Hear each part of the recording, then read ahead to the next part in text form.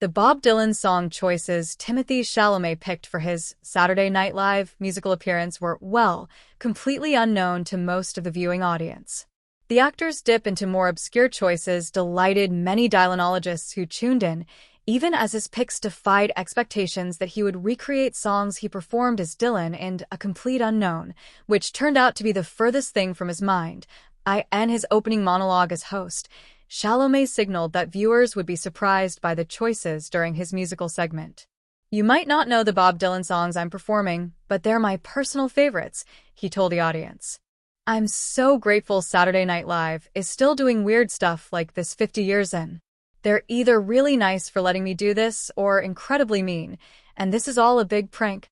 In an unveiled cameo, Chalamet was joined by the well-known singer-songwriter James Blake on keyboards for the musical numbers, further delighting eager-eyed music fans.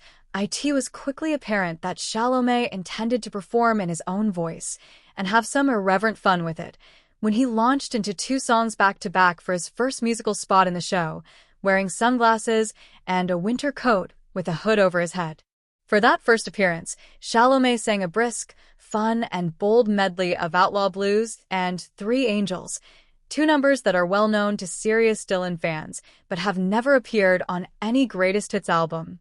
Outlaw Blues does at least date back to the period depicted in the movie, having appeared on the 1965 Bringing It Back Home album. He sat down and settled down. The medley transitioned into his second choice, Three Angels. That number would be for inclusion if James Mangold ever makes a sequel. It's from 1970's New Morning album, when Dylan was moving into a mellower mode after the explosive mid-60s period depicted in the movie.